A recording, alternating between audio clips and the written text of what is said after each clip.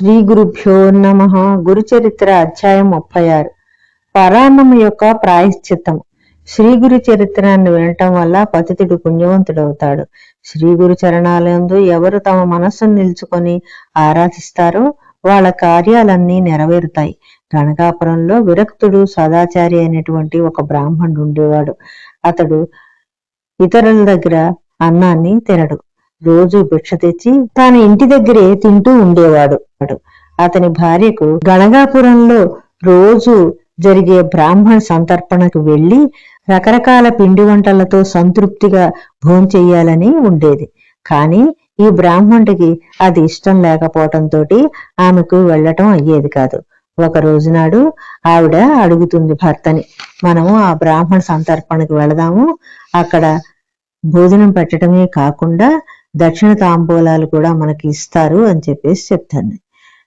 కానీ ఆ బ్రాహ్మణుడు, నేను అలా చెయ్యను, నాకు అలా ఇష్టం లేదని చెప్తాడు.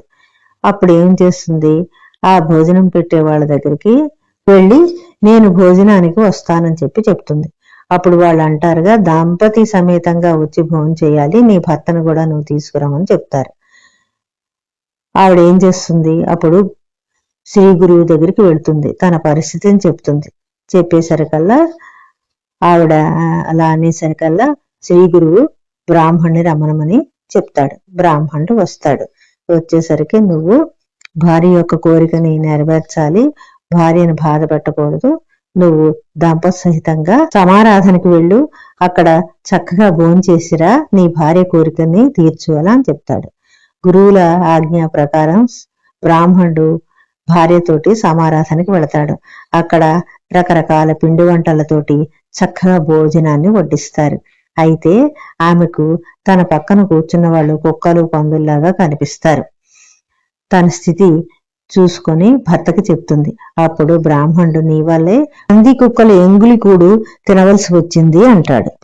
ఇద్దరు వచ్చి శ్రీ గురువుకు నమస్కరిస్తారు. అప్పుడేమో, నేను మందమతిని, నన్ను క్షమించండి అని వేడుకుంటుంది. బ్రాహ్మణుడు అంటాడు కదా, నీ వల్లే నా వ్రతభంగం అయ్యింది అని అంటాడు.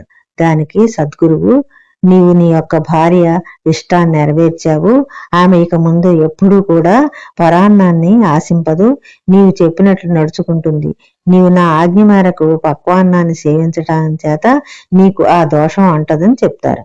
మరలా బ్రాహ్మడితోటి ఇలా అంటాడు, గురు శిష్యుల ఇళ్లలోనూ, సజ్జనుల ఇళ్లలోనూ, సాధు పుంగవుల ఇళ్లలోనూ, హోమాలు జరిగినటువంటి ప్రదేశంలోనూ భోజనానికి వెళ్ళినట్లయితే ఎటువంటి దోషము ఉండదు. అయితే లోభి, గర్విష్ఠి, స్త్రీపాతకుడు, విశ్వాసపాతకుడు మొదలైనటువంటి వాళ్ళ ఇళ్లలో అన్నం గనక భుజించినట్లయితే అపాయం కలుగుతుంది అని చెప్తాడు. ఆచారహీనులు దరిద్రులవుతారని చెప్తారు. రోజు ఉదయాన్నే లేచి గురువులకు పెద్దలకు నమస్కరించాలి. తర్వాత కాలకృత్యాలు తీర్చుకొని నిత్యము ప్రాతస్నానం చెయ్యాలి. తర్వాత సంధ్యావందనము, దేవతార్చన చెయ్యాలని చెప్పి బ్రాహ్మణుల నిత్యకర్మలను గురించి గురువు గారు ఉపదేశిస్తారు. 36వ అధ్యాయం సమాప్తం.